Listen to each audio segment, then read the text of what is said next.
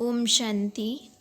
8 जून 1971 आज के ईश्वरीय महावाक्य हैं। जीवन के लिए 3 चीज़ों की आवश्यकता: खुराक, खुशी और खजाना।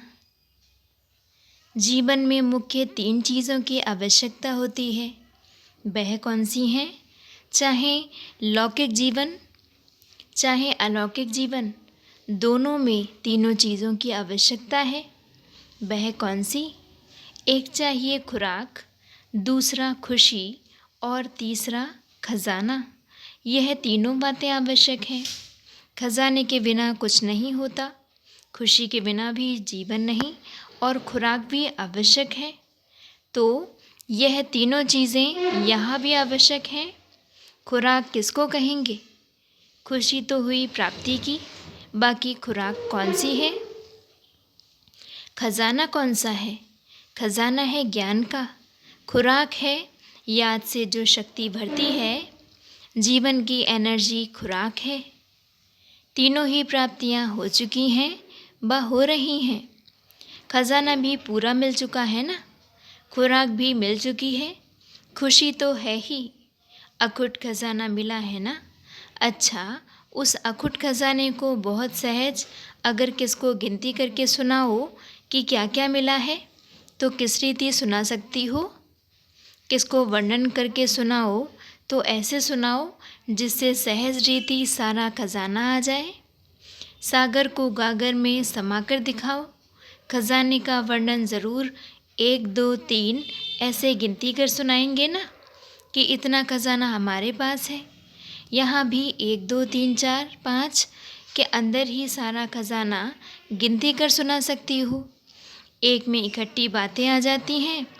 एक बाप है, एक ही ज्ञान है, ऐसे एक का ही वर्णन करो तो कितनी पॉइंट्स आ जाएंगी?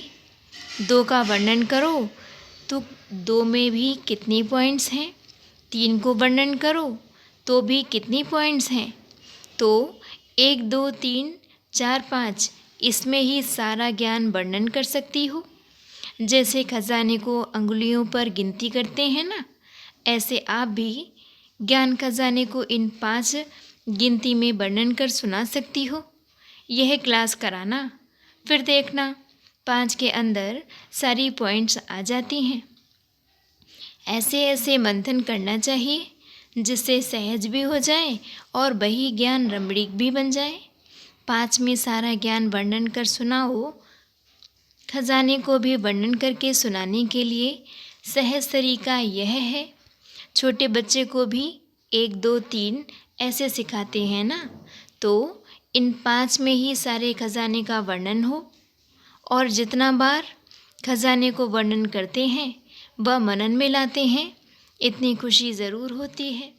और खजाने को मनन करने से मगन अवस्था ऑटोमेटिकली होती है, खुशी भी मिल जाती है, खुराक भी मिलती है और खजाने की स्मृति भी आ जाती है।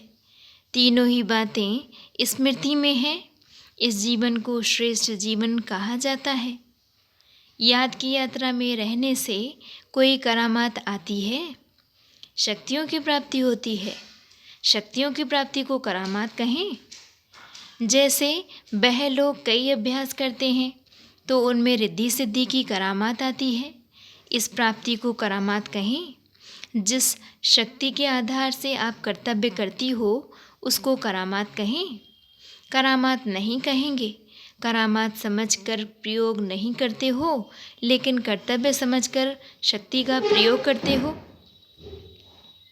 कर्तव्य करने का तो फर्ज है, इस कारण स्वीकार नहीं होता है।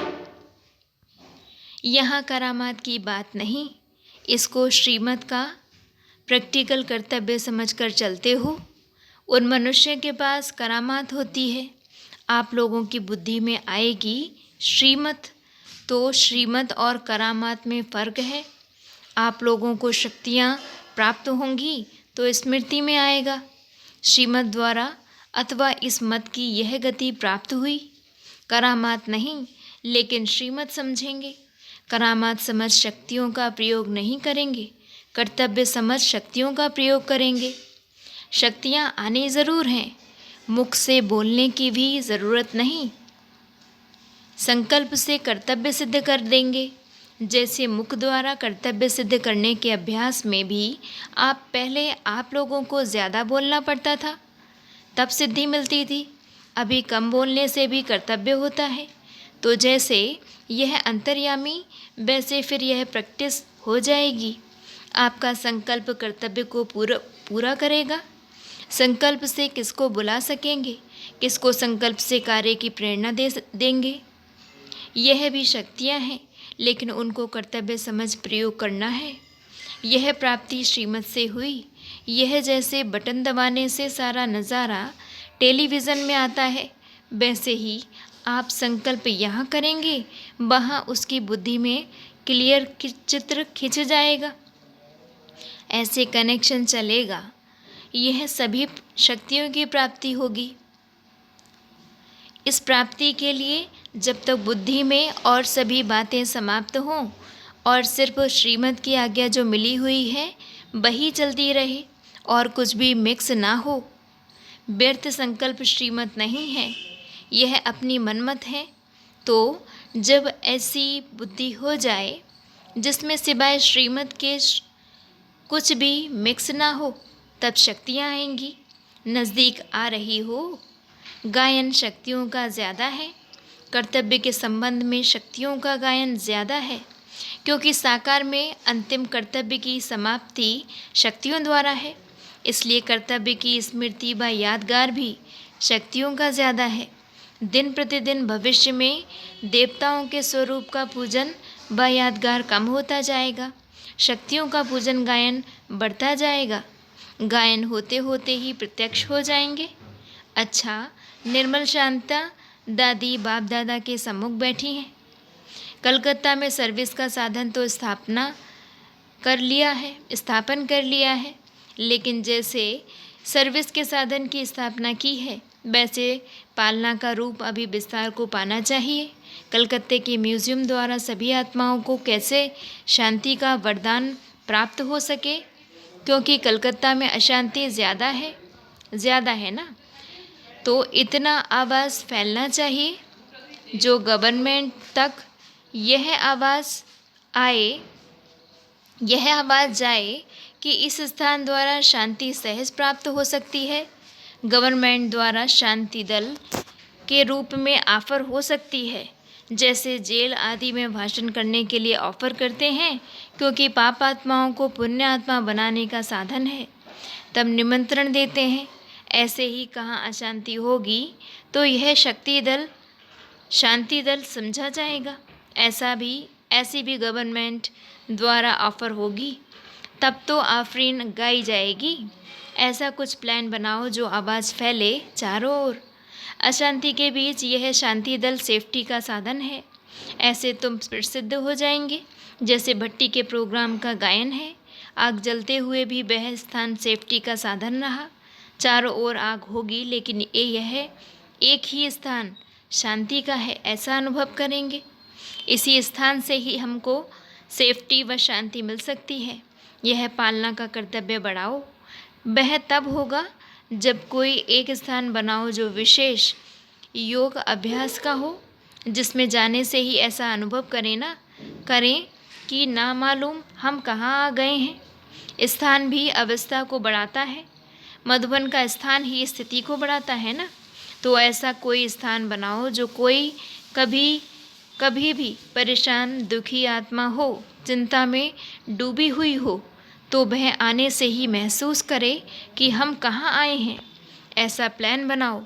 अपने को सफलता मूर्त समझते हो। सफलता मूर्त बनने के लिए मुख्य कौन सा गुण धारण करने से सफलता मूर्त बन जाएंगे? सफलता मूर्त बनने के लिए मुख्य गुण चाहिए सहनशीलता और सरलता। कोई भी कार्य को सफल बना देंगी। जैसे कोई धैर्यता वाला मनुष्य सोच समझकर कार्य करते हैं तो सफलता प्राप्त होती है। वैसे ही सहनशील जो होते हैं वह अपनी ही सहनशीलता की शक्ति से कैसा भी कठोर संस्कार वाला हो, वह कैसे भी कठिन कार्य हो, उनको शीतल बना देते हैं, वह सहज कर देते हैं। सहनशीलता का गुण जिसमें होगा वह गंभीर भी ज़रूर होगा। जो गंभीर होता है वह गहराई में जाने वाला होता है, और जो गहराई में जाने वाला होता है वह कोई भी कार्य में कभी घबराएगा नहीं, गहराई में जाकर सफलता प्राप्त करेगा।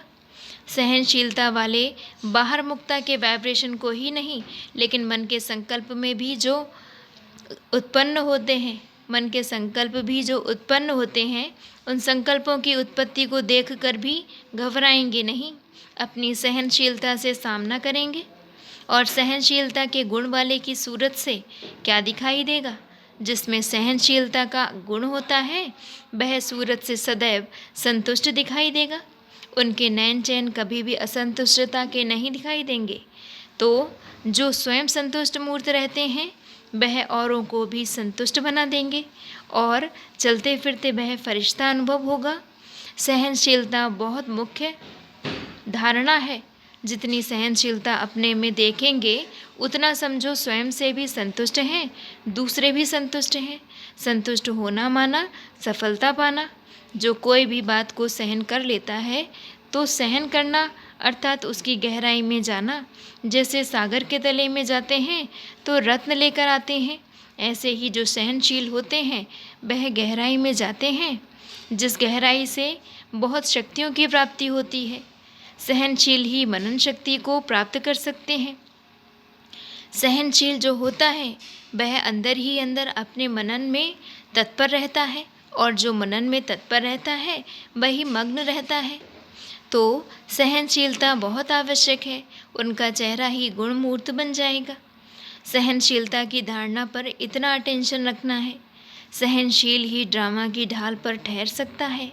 सहनशीलता नहीं तो ड्रामा की ढाल को पकड़ना भी मुश्किल है। सहनशीलता वाला ही साक्षी बन सकता है और ड्रामा की ढाल को पकड़ सकता है। इतना अटेंशन इस पर है। सदैव कोई ना कोई गुण सामने देख उनकी गहराई में जाना है। जितना जितना गहराई में जाएंगे उतना ही गुण की वैल्यू का पता पड़ेगा, और जितना जिस चीज़ की वैल्यू का मालूम होता है उतना ही हर गुण को ग्रहण करना व वर्णन करना सहज है। लेकिन एक एक गुण की गहराई कितनी है यह जो जानते हैं वही इतने वैल्यूबल बनते हैं। उनका ही गायन सर्वगुण संपन्न का होता है, अर्थात गुणों के आधार पर ही इतनी वैल्यू है। तो जिन गुणों के आधार से इतनी वैल्यूबल बने उस एक एक गुण की कितनी वैल्यू होगी, ऐसे गहराई में जाना है। और जितना स्वयं को वैल्यू का पता मालूम होगा उतना ही औरों को भी उस वैल्यू से सुनाएंगे। अच्छा, अपने को वैल्यूबल की लिस्ट में समझते हो? वैल्यूबल का मुख्य लक्षण क्या होता है? जैसे बाप दादा को त्रिमूर्ति कहते हैं, वैसे आप एक मूर्त से तीन मूर्त का साक्षात्कार होता है। बाप तो तीन देवताओं का रचयिता होने के कारण त्रिमूर्ति कहलाते हैं, लेकिन आप एक एक के मूर्त से तीन मूर्त का साक्षात्कार होता है। वह तीन मूर्त कौन सी हैं? शक्तियों द्वारा कौन सी तीन मूर्तियों का साक्षात्कार होता है? आप लोगों द्वारा अभी तीन कर्तव्य होते हैं। कई आत्माओं के अंदर दैवीय संस्कारों की रचना व स्थापना कराते हो, तो यह स्थापना का कार्य भी करते हो। और कई आत्माओं के संस्कार ऐसे हैं जो कुछ निर्बल हैं, अपने संस्कारों का परिवर्तन नहीं कर सकते हैं, वह अपने संस्कारों को सेवा में नहीं लगा सकते। उन्हों को मदद दे आगे बढ़ाना, यह है पालना। पालना में छोटे से बड़ा करना होता है। और फिर कई आत्माएं जो अपनी शक्ति से पुराने संस्कारों को मिटा नहीं सकती, उन्हों के भी मददगार बन उनके विकर्मों को विनाश करने में मददगार बनते हो। तीनों कर्तव्य चल रहे हैं। इन तीनों कर्तव्य के लिए तीन मूर्त कौन सी हैं? जिस समय कोई आत्मा में नए दैवीय संस्कारों की रचना कराती हो उस समय बनती हो ज्ञान मूर्त, और जिस समय पालना कराती हो तो उस समय रहम और स्नेह दोनों मूर्ति की आवश्यकता है। अगर रहम नहीं आता है तो स्नेह भी नहीं। तो पालना के समय एक रहम दिल और स्नेह मूर्त, और जिस समय कोई के पुराने संस्कारों का नाश कराती हो उस समय शक्ति स्वरूप, और दूसरा रौब के बजाय रुहाब में जब तक रोहाब में नहीं ठहरते तब तक उनके विकर्मों का विनाश नहीं करा सकते। जैसे अज्ञान काल में कोई की बुराई छुड़ाने के लिए रोब रखा जाता है, यहाँ रोब तो नहीं लेकिन रोहाब में ठहरना पड़ता है। अगर रोहाब में ना ठहरो तो उनके पुराने संस्कारों का नाश नहीं करा सकेंगी। शक्ति रूप में विशेष इस रोहाब की धारणा करती हो, इन गुणों द्वारा यह तीन कर्तव्य करती हो। कोई में अगर रोहाब की कमी है तो पालना कर सकती हो, लेकिन उनके संस्कारों को नाश नहीं कर सकती। सिर्फ तरस और स्नेह है तो विनाश कराने का कर्तव्य नहीं, स्नेह रहम नहीं तो पालना का कर्तव्य नहीं। रोहाब ज़्यादा है लेकिन रहम कम है तो पालना में इतना मददगार नहीं, लेकिन कोई के विकर्मों का नाश कराने में मददगार है। और फिर नॉलेजफुल नहीं है तो नए संस्कारों की रचना नहीं करा सकती। कोई में कौन सा विशेष गुण है, कोई में कौन सा विशेष गुण है, लेकिन चाहिए तीनों ही। अगर तीनों में ही प्रैक्टिकल में समानता है तो फिर सफलता बहुत जल्दी मिलती है। नहीं तो कोई बात की कमी होने के कारण जो संपूर्ण सफलता होनी चाहिए और जल्दी होनी चाहिए उसमें टाइम लग जाता है। तो अभी लक्ष्य यह रखना है कि तीनों कर्तव्य करने के लिए यह मुख्य गुणमूर्त बनना है, उसमें कमी ना हो। फिर समय को नज़दीक लाएंगे, यह समानता लानी है। तो बाप में सर्वगुणों की समानता है। अभी कोई में कौन सा गुण, कोई में कौन सी विशेषता है, फ़र्क है ना। बाप दादा कौन सी गिफ्ट देने आई हैं? निराकार बाप की गिफ्ट कौन सी है और साकार की गिफ्ट कौन सी है? दोनों गिफ्ट मिली हैं, दोनों की गिफ्ट एक ही है, वह अलग अलग हैं। गिफ्ट तो सबको मिली है, बाप और दादा द्वारा गिफ्ट मिलती है। जो सर्वात्माओं प्रति गिफ्ट है, स्वर्ग का राज्य भाग, वह तो सबको मिलता ही है। लेकिन जो अनन्य बच्चे स्नेही व सर्व कार्य में सहयोगी बनते हैं, उन्हों को फिर अपनी अपनी गिफ्ट मिलती है दोनों द्वारा। साकार बाप दादा द्वारा एक ही विशेष गिफ्ट कौन सी मिली है, जो स्नेही और सहयोगी रत्नों को ही मिलती है, वह स्वर्ग की गिफ्ट तो वरदान में मिलती है। साकार और निराकार द्वारा हर एक को स्पेशल वरदान भी मिला है और गिफ्ट भी मिली है। कई ऐसे वरदान हर एक को अपने अपने मिले हुए हैं, जो बिना मेहनत के वरदान द्वारा सफलता को पाते रहते हैं। वरदान तो अपने अपने जानते हो, कोई को कोई विशेष शक्ति का वरदान मिला हुआ है, कोई को किस विशेष शक्ति का वरदान मिला हुआ है। उन वरदानों का अनुभव भी हर एक करते हैं। कोई को सर्व के सदा सहयोगी बनने का भी वरदान मिलता है, किसको सर्व के स्नेही बनने का वरदान मिलता है, किसको सर्व के संबंध में आने का वरदान मिलता है। कोई को कोई भी समस्या आए उसको सामना करने की शक्ति का भी वरदान मिलता है। तो हर एक को अपना अपना वरदान भी मिला हुआ है, लेकिन साथ साथ गिफ्ट भी मिली हुई है। एक एक के अंदर देखेंगे तो सर्व शक्तियों में से एक श्रेष्ठ शक्ति वरदान रूप में प्राप्त है, जिसके लिए मेहनत नहीं करनी पड़ती, नेचुरल प्राप्ति है। एक दो से संपर्क में आने से अनुभव होता है। जैसे एक दो के गुणों का वर्णन करते हो, वैसे हर एक के वरदान का भी मालूम पड़ जाता है। लेकिन जो भी पर्सनल गिफ्ट होती है उससे विशेष स्नेह रहता है। वह कौन सी गिफ्ट है, यह सोचना, और दूसरा यह सोचना कि पर्सनल गिफ्ट को सदैव कायम रखने के लिए विशेष किस बात का अटेंशन रखने की आवश्यकता है। अमृत वेले इस पर विचार सागर मंथन करना। याद की यात्रा से आत्मा में विल पावर आती है। जितनी जितनी विल पावर धारण करेंगे उतनी बुद्धि को जहाँ चाहें जितना समय चाहें उतना लगा सकते हैं। विल पावर कैसे आ सकती है? विल करने से। विल करने की निशानी अपनी विल पावर से समझ सकते हो। सर्व शक्तियों को विल किया तो बाप सर्व शक्तियों को विल कर देते हैं। सर्वशक्तिवान साथी बन गए और सर्वशक्तियाँ साथी बन गईं तो विजय ही विजय है। भक्ति मार्ग में भी कोई कार्य करते हैं तो समझते हैं ना, मालूम पूरा हो या ना हो, इसलिए भगवान के ऊपर छोड़ देते हैं कि हे भगवान आपका कार्य आप ही जानो। तो यह जो भक्ति मार्ग में संस्कार भरे वह आप प्रैक्टिकल किया है। भक्ति मार्ग में कहने मात्र था, यहाँ ज्ञान मार्ग में किया है।